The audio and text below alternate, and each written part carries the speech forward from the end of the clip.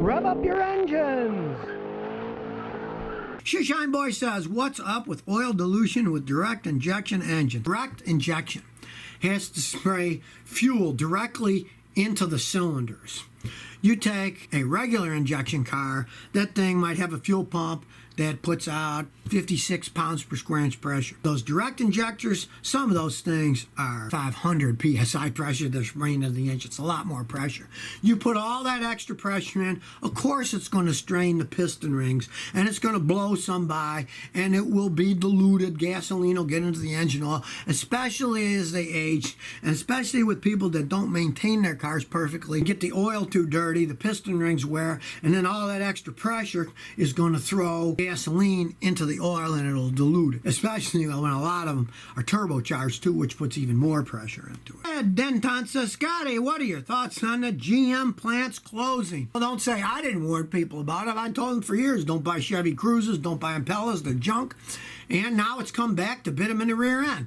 You know, they took the government money, and then what do? They screw the American workers over by shutting their factories now, but keeping all the other worldwides out. Realize that GM last year sold more cars in China than they did in the United States. They were all made in China in their factories there. They're just trying to move the stuff over. You know? The Impella and the Cruze are not going to make it anymore. They're some of the worst cars they ever made, especially the Cruze. It was an absolute piece of junk.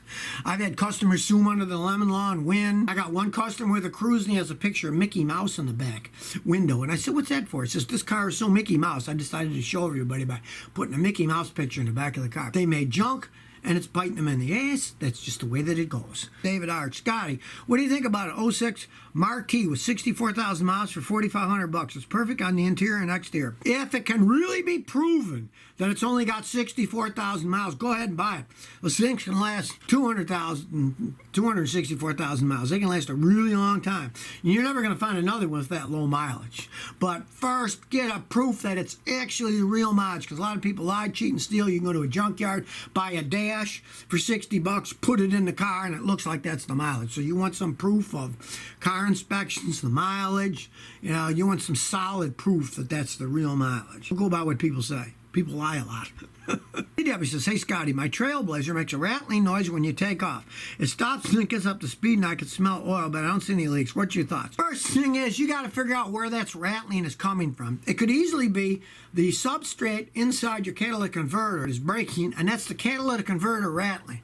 Because when you're taking off, it can rattle, but once you get going fast, there's all this pressure of the exhaust gas thrown through, and it'll push it against the side, and it won't rattle anymore. And if that's the case, you can live with it as long as it runs okay. If it's the engine rattling as you take off, that generally means the timing chain is worn, or you got a problem, the cams are worn, and that's real expensive, and you probably wouldn't want to put that kind of money into an older vehicle like that. You got to pinpoint the noise first. Catalytic converters, they're pretty easy when they're rattling. Crawl under it, get a rubber mallet, and whack the catalytic converter. If you hear it rattle, you know they're coming apart inside. Mr. Huckabs says, what's with GM actuators going bad? Cheap design. It's all plastic crap. I've had more people come to me and say, oh, geez, it's driving me nuts. The air conditioning on my side, the driver, is hot, but on the passenger side, it's freezing cold. It works great. Well, that's because the actuator on the driver's side is broken. They use this plastic crap, hide it in the dash, and then when it breaks, you got to go out, take the entire dash apart, which costs a fortune if you're going to pay somebody to do it, and they got to buy the new actuator and put it in, and then reprogram the computer. It's just ridiculous they're making it that way. And that's one reason that hey, they're shutting their factories down. People are sick of buying a cheap pre-made product that costs a fortune to fix, and they're whining that people don't want to buy their cars anymore. They did it themselves. They made their own garbage. And then they try to blame it on market forces. Hey, it's it is a market force. That people that are buying the stuff are smarting up, and they're not buying the junk that they're trying to sell to them. Alan O'Hara says, hey, Scotty, love your videos. I have a few questions to ask. First, I want to change my brakes in my Hyundai.